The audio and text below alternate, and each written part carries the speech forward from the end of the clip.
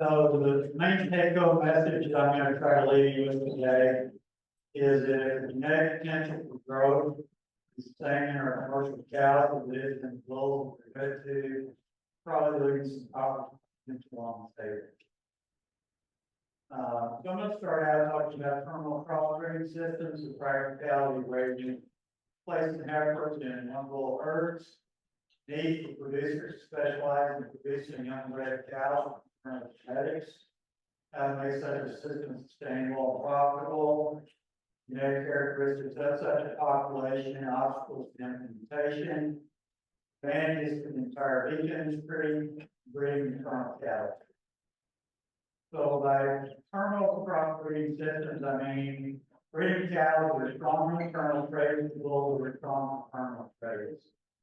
This was used extensively in the 1970s when the exotics first came into the U.S. and were commonly bred British breed cows. As we learned during that time, getting difficulty would be a challenge, and so we've got to work to mitigate that. But probably the bigger impediment is producing a sufficient number of replacements to keep the program going. By replacements, I mean maternal replacements. So that's what I'm going to refer to as the traditional replacement rate challenge. So this is assuming that most of the cows in the system are going to be maternal breed or maternal line cows. And typically about half of the cows in the system then are going to have to convert back to maternal bulls.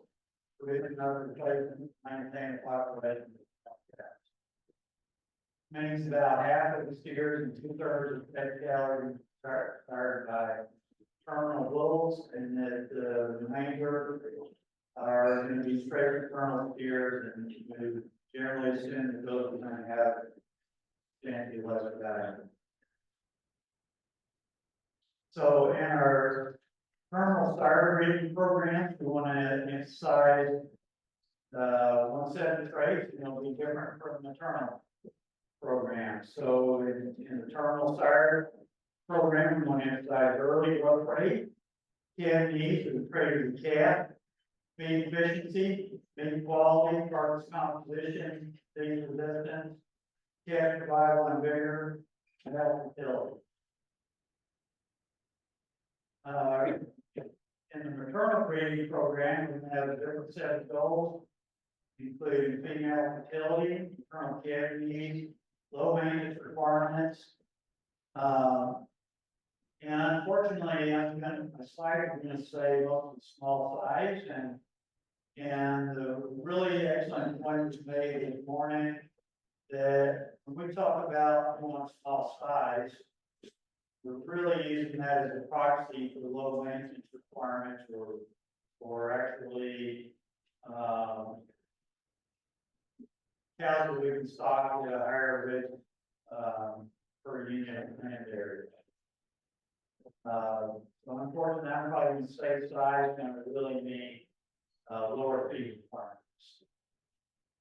Longevity is important. Milk production is probably important. Not sure if we know whether it's more better or not, or if we all agree on whether more better. Disease resistance, temperament, maternal instinct, and then characteristic is really peculiar to the beef industry is that our maternal lines really need to be adapted to the production environment in which they're going to be produced. And a lot of other species don't have that. So some fundamental principles in animal breeding. If we can focus on fewer traits, it allows fast progress per trait. And that's one of the advantages of having different sets of traits with terminal and maternal lines. Each of them can be focused and make great progress in each. In beef cattle breeding, there are a lot more traits that are important because of the extensive and variable production environment in which we operate. And so that's more of a challenge for the maternal side of the program than for the terminal side. Internal crossbreeding is just a whole lot easier if you're working in a species that has higher female fecundity. And so the pork and poultry industries are not leaving this opportunity on the table. Essentially, all production in those industries is based on maternal line females bred to maternal line sires. And that contributes a lot of the efficiency of those industries that we're not taking advantage of. One of the things I want to look at is what's the practicality of raising and replacing heifers in small herds? I'll call it one bull herds. Does it really make sense for somebody that's bringing 5 replacement females in to spend time checking those heifers at night, make sure that he doesn't lose any to calf difficulties? Not a very efficient use of time and labor. In those herds, one bull females of all ages are going to be bred to. Probably either going to be too hard calving for the heifers, or we're going to be leaving a lot of growth on the table for the calves. And unless that bull change every 2 years, he's going to be breeding his daughters. So does it really make sense for those programs to be raising their own replacement females? And my colleague Gary Bennett a number of years ago contributed this slide where he put forward the idea that for a lot of cow-calf producers, cows are an entertainment center rather than a profit center. And so we got to accept that that's a big part of our industry. I'm assuming that those of you who are in this room don't fall into that category. But some of us need to be producing cattle to feed that part of the industry. And I would argue that those small herds would be a lot more profitable, productive, and enjoyable for owners to purchase replacement females that had already calved to come into the herd, and if their one bull was a terminal sire, and if they just sold all their calves and then purchased replacement. And furthermore, I claim that it's not just one bull herd that applies to. I think there's a lot of the industry that could be more effective if they would focus on producing terminal calves, sell all their calves, buy all their replacements. And instead of buying those replacements as heifers, which is fairly common in the industry, it'd be a lot more effective if we had some specialized producers producing these young cows from replacements to other producers who focus on producing terminal calves.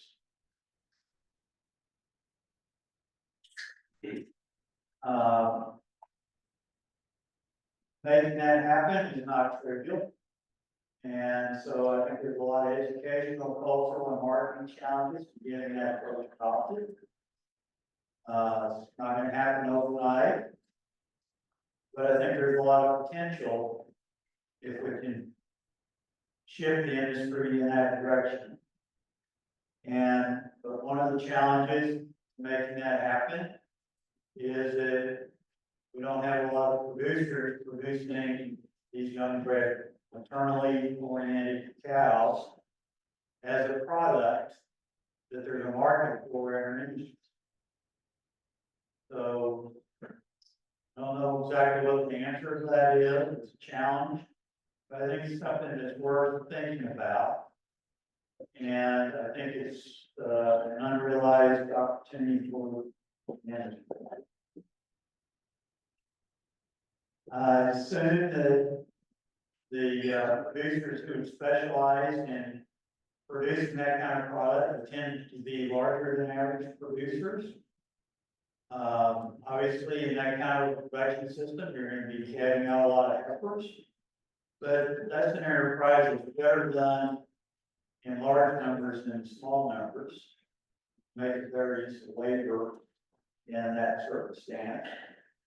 And so ideally, the product that those producers would be selling would be young females that are bred to have their second calf. But then this replacement limitation comes into play, and that's really not going to be practical to do because those producers are going to need to keep enough maternally bred females to replace them with their herd. And so,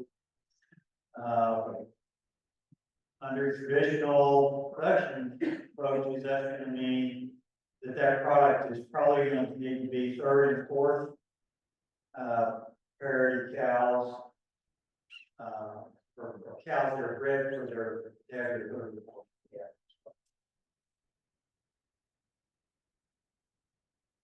So, fundamental challenge in having a maternal herd is this turnover rate and the age of sale. And there's a number of factors that influence that. And those would include the sex ratio, what your pregnancy and killing rates are. And if you're growing a herd, and since we don't have a lot of these maternal herds in the industry, in order to get there, some producers need to be actually growing the size of maternal herds. Then that means that the age of sale is going to become older still than what the stable distribution.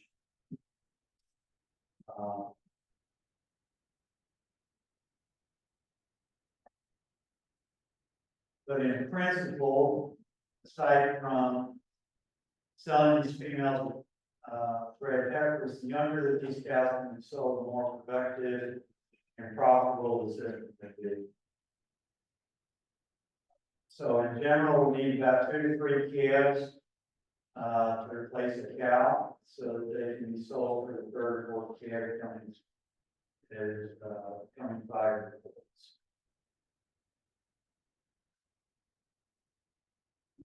So for the system to be most effective, it would be nice if when the cow was sold, that they were bred to a terminal fire, so that first the calves that are coming into the commercial producer's herd would fit in with the later terminal sired calves that they've been producing the cows that have already herd.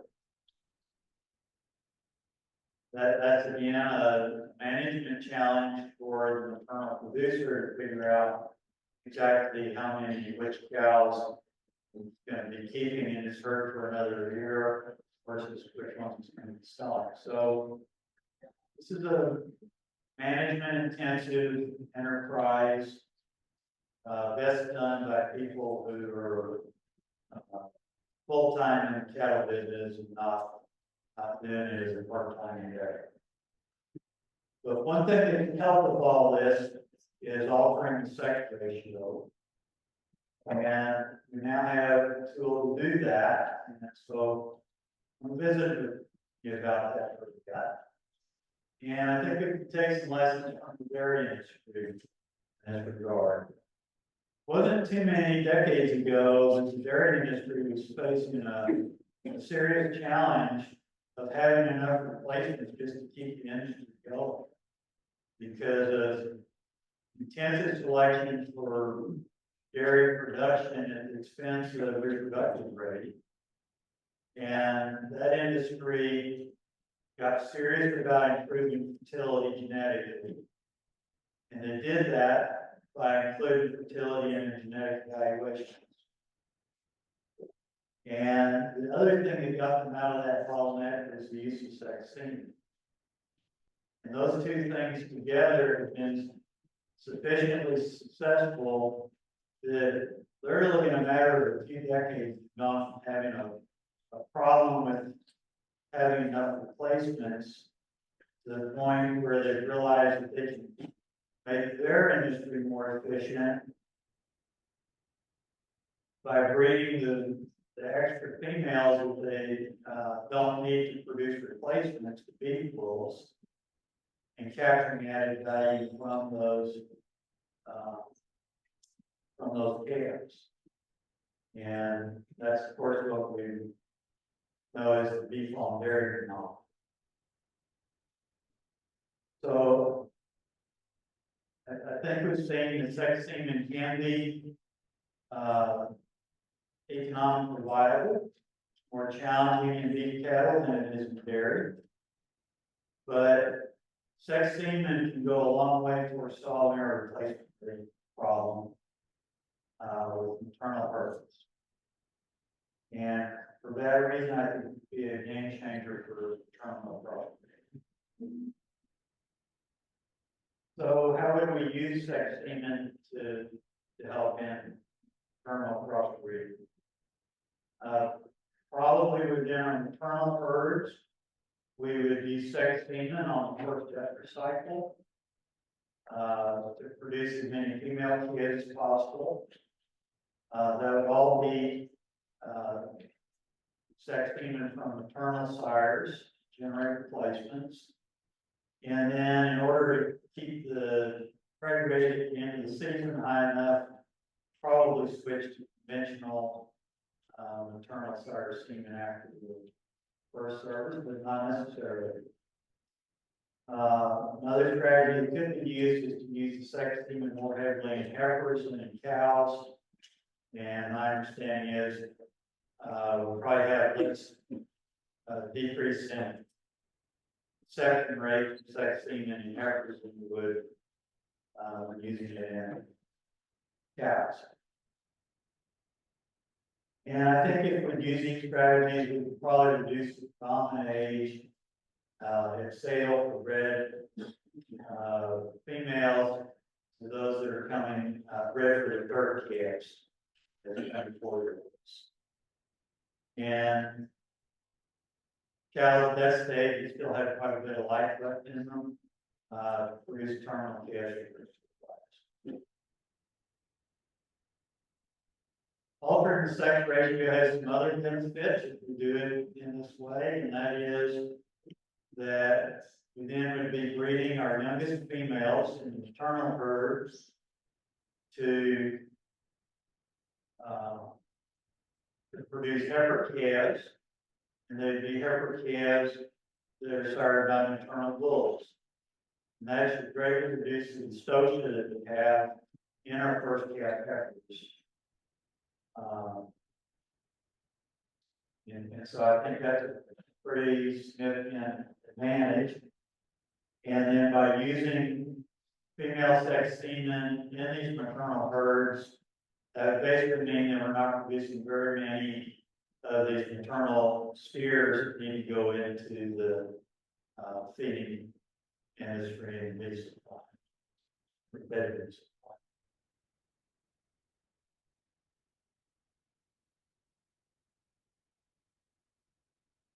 So ideally, if we could identify at least part of the females that would be leaving these maternal herds to go to terminal production, if they could be sold already bred to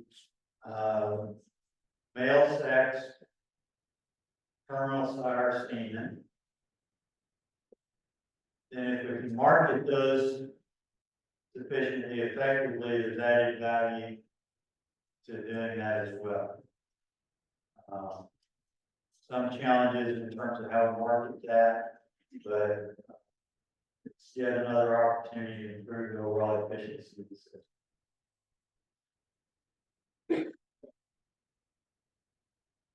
So in terms of selecting from terminal traits, we really need to get, as an industry, in a position that we can do that to reproduce.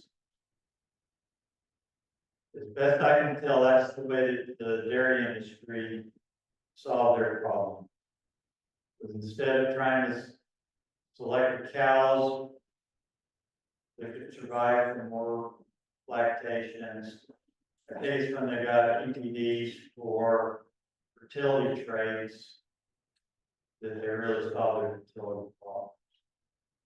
And where we are in the beef industry today, we do have some PPDs for fertility. But in general, those PPDs are based on care for pregnancy essentially only. And we're not taking advantage of the information that comes from multiple parodies of reproductive data. And that's the thing that we really need to do in order to have high accuracy reproductive PPDs.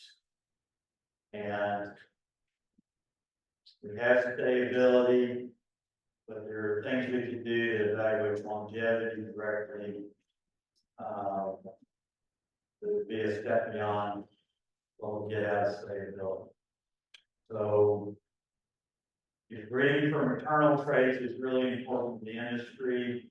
There are sure some opportunities to do a better job of genetic evaluations for cow production traits. And also, we have a few EPDs for mature weight, predicted maintenance requirements, etc. So there's a long way to go in terms of doing a better job of evaluating those aspects of the so lots of opportunities there. I know we can do it, just have a little make it happen. I'm probably going to get some pushback on this, but I've been wanting for a long time to have an opportunity to talk about how effective it is to improve maternal traits by culling cows.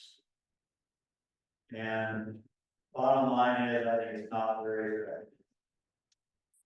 I think that we should cull cows. If we're going to keep replacement rate low enough to make terminal crossbreeding work, we're going to need to cull cows fairly minimally and give those cows a chance to survive in our system,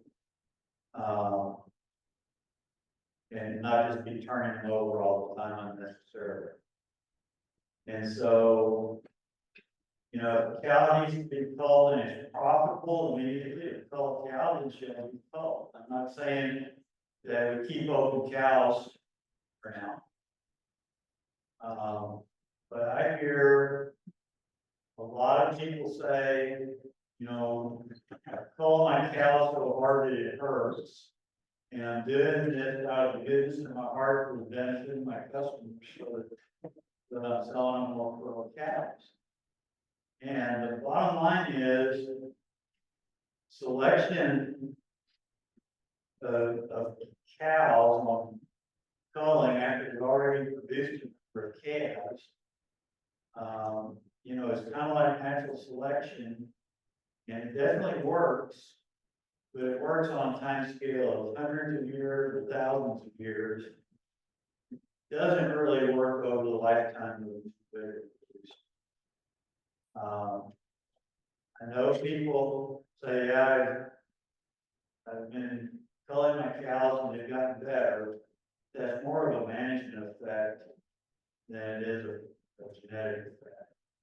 The heritability of reproductive traits is just extraordinarily low, and we're not making much progress by culling cows.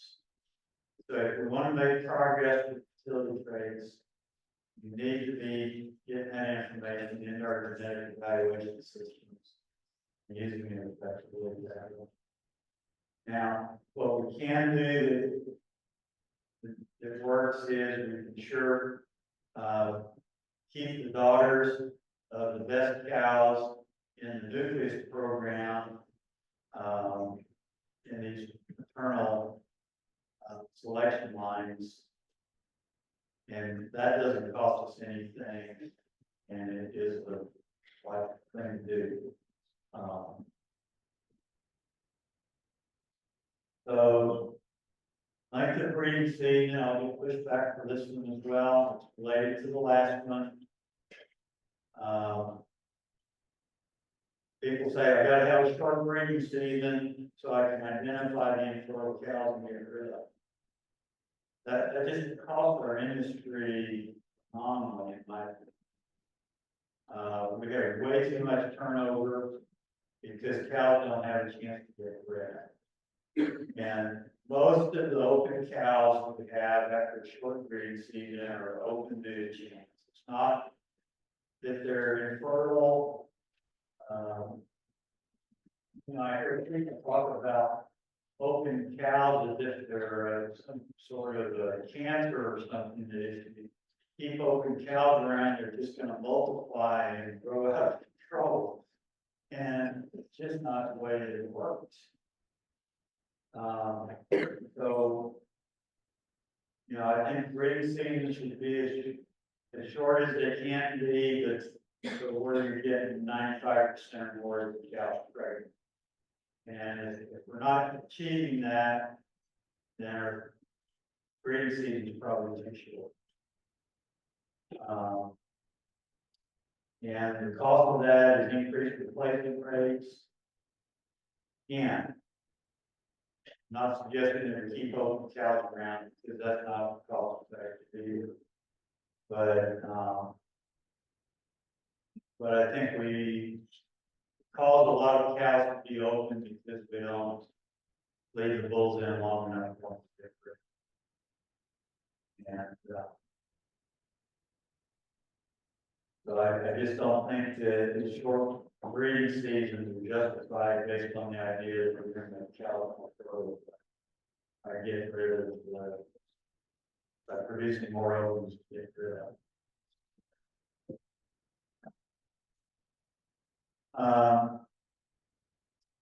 So I want to go through a couple of options: mating systems, terminals, crossbreeding.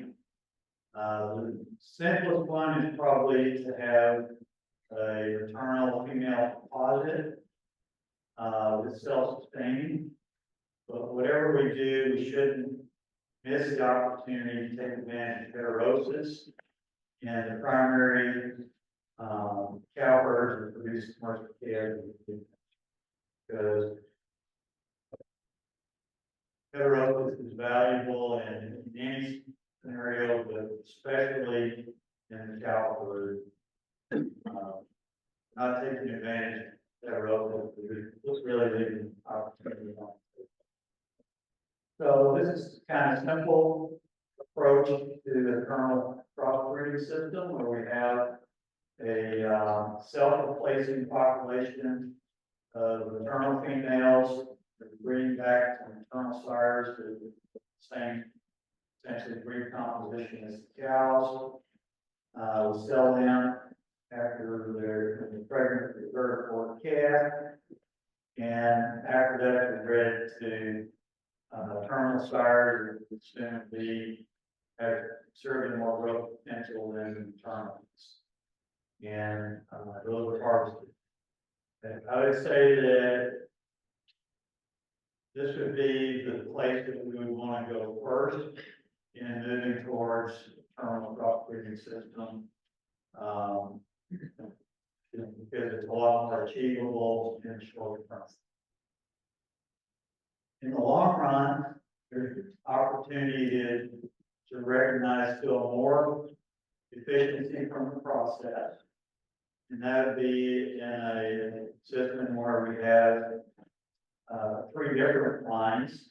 So small maternal composite line that's self-replacing, and then we breed them to a different maternal composite so that the females that are producing most of the calves that are going to market in the country are actually F ones between 2 different maternal lines. And for their first calves, those would be bred to a maternal composite bull, minimize exposure.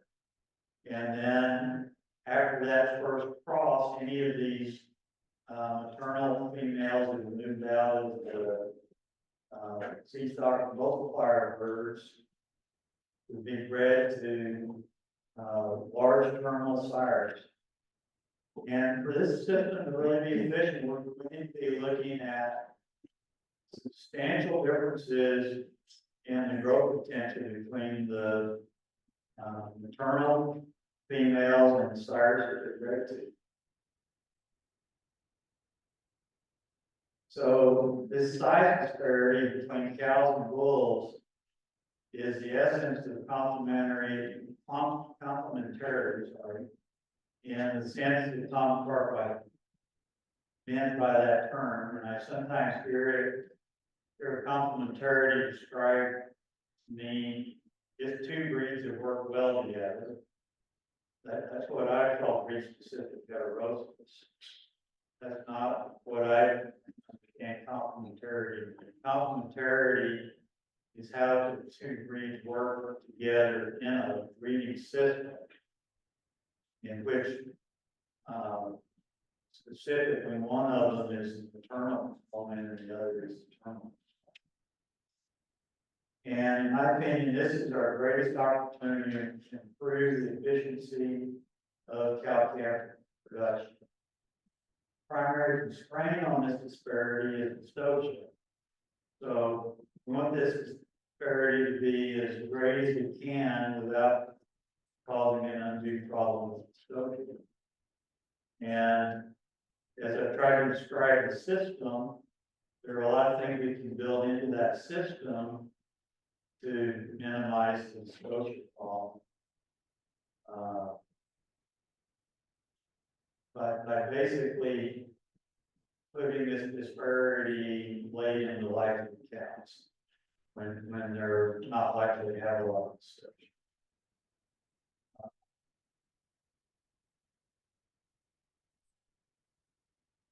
So obstacles to implementation of terminal crossbreeding are basically it's just not traditionally the way we've operated in the industry. And a lot of that is because this replacement rate problem is hard. And it's hard partly because we haven't had sex semen used. And it's hard partly because, in my opinion, at least, we've created a replacement rate problem by imposing shorter breeding seasons, will probably be awful.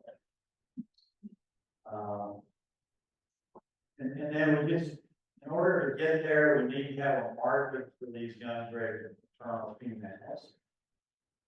And we need producers for these young bred maternal females. And so those things have to kind of develop in parallel. And so we need some incentive on both sides of that in order to make it happen. And then definitely as we move into size disparity, we need to do that a little bit gradually. We're not really going to have the opportunity to do it all at once anyway. We need to grow into that, find where the right balance is between the efficiencies gained by size disparity and the stoic issue. So the advantages to the beef industry are the natural efficiency of heavier calves, parts of this from cows that have lower feed requirements. Structuring the system so that we have less calving difficulty in our heifers. More uniform screening of calves with better carcass characteristics going into feedlots. And a lot of our smart producers can then focus on just doing one thing well instead of trying to participate in the whole range of production systems. We have a lot of discussion about what's the most efficient size of cow. Are big cows more efficient, small cows more efficient? I don't know the answer to it, but I'm confident the most efficient system is to have small cows bred to high growth bulls to the extent. And I'm completely confident that that's more efficient than anything we're currently doing in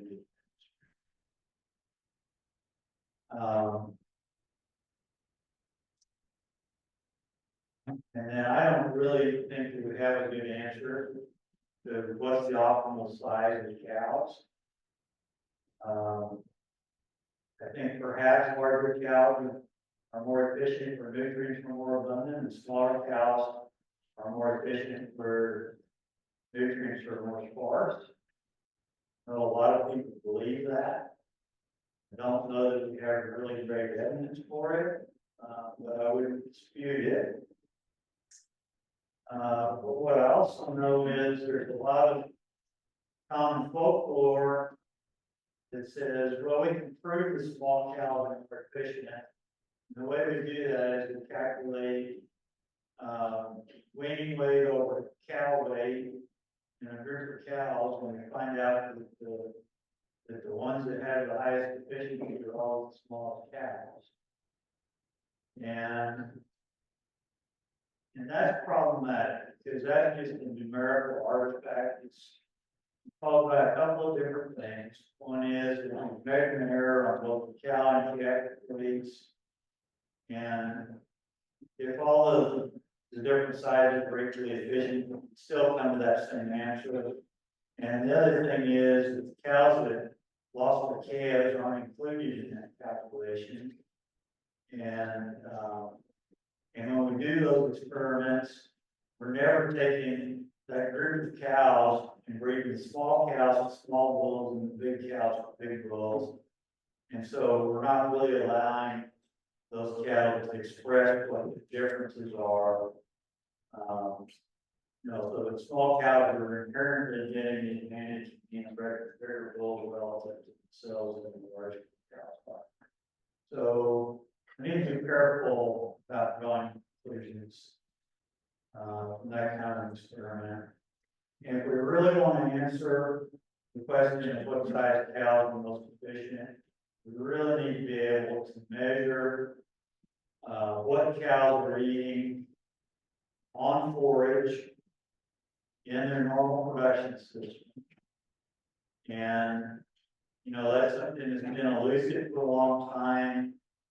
I personally think that we have technologies available to us today that we could actually do that if it was important enough to us for somebody to take it on and figure out how to do that.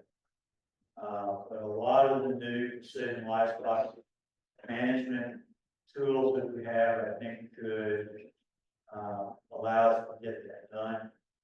And I think we need to just move on that, and we can be looking at that in 5 or 10 years pretty easily.